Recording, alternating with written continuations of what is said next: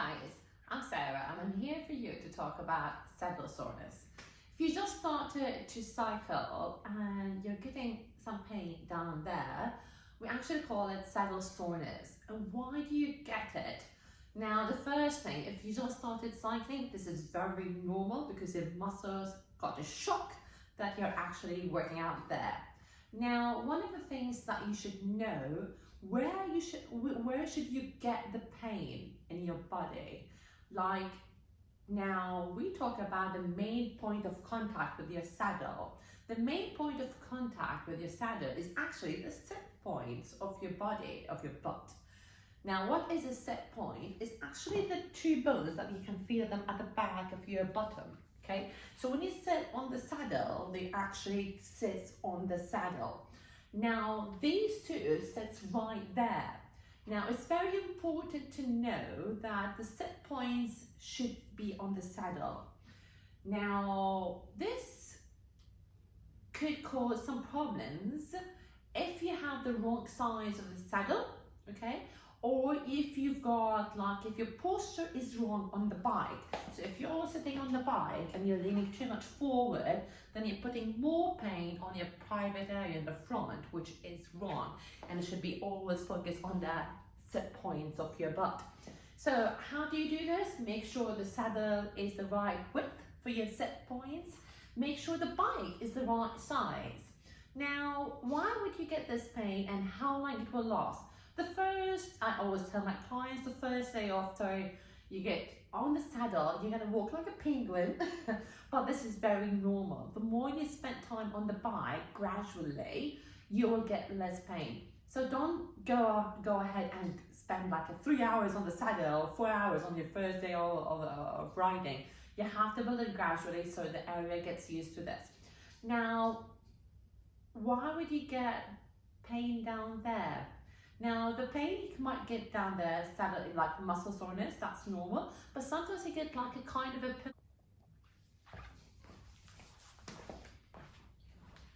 Now, the reason you might get pain down there is because your skin might develop something called follicles. Now, these are like a pimple, but there's actually like an ingrowth of a hair inside. So you're actually irritating the skin and gets bigger. Now, how to avoid this? First of all, make sure that the area is very clean. Second thing, wear cycling shorts, and we're going to talk about it. And third thing, make sure you don't wear panties under your cycling shorts, because your panties is actually going to rub against it and you might get those follicles. So now let's talk about cycling shorts. I've got some people who come to us and they say, we've got the cycling shorts on and we still have the pain. Well, if you're new, this is normal, but after a while, it should not be normal. Invest in a good pair of cycling shorts. So cycling shorts should look something like this. So you will see like a pad here, and the pad goes all the way to the back. The way it sits on you is very important. You have to make sure it's the right size. Now, when you're at the back, it should not pop out.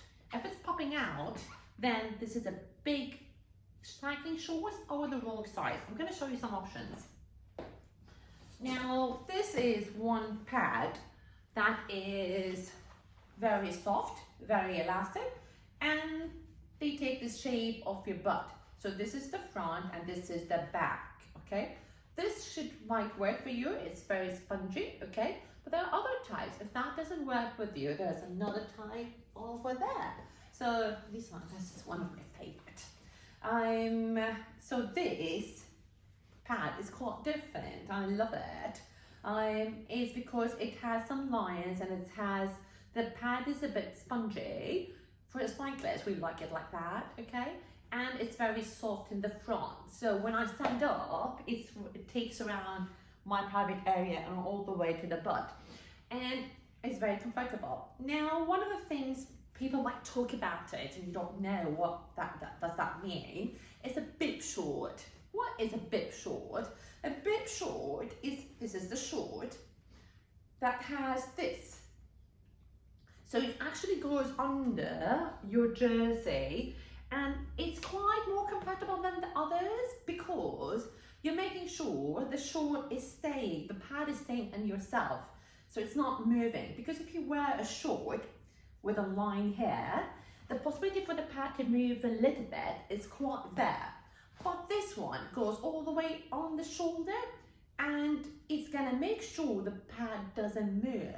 And it's quite comfortable, because when you are cycling, you don't want that line to get in the way and you keep pulling your shorts up and down. Here it's very comfortable and it goes all the way here. Now, another thing I like the bib shorts is because even if my jersey goes up, I'm still covered, so no exposure as well. And that's it. Saddle soreness, that's it.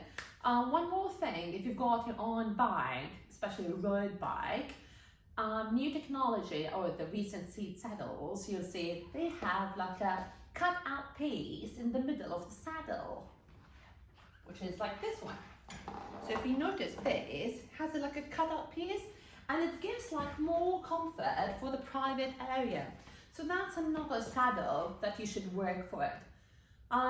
And that's it. So all I would say is invest in a good pair of a short, make sure it's the right size bike that you're using, and make sure the saddle you're on is the right saddle for you. And if you want to go an extra mile, I would recommend a good bike fit. See again, there's another hack that you can use to decrease the saddle soreness, and that is by using Shimano cream. So you might have heard the word Shimano cream from other cyclists, but you really don't know what is it. You can't find it in the country.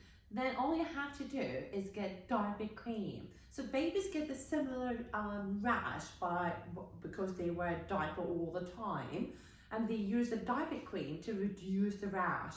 And cyclists can use that. It's the same effect, almost the same formula being used as in the Shimano cream. So that's another hack for you, that you can use it to reduce the saddle soreness. Just put it in yourself and enjoy the ride. See you again.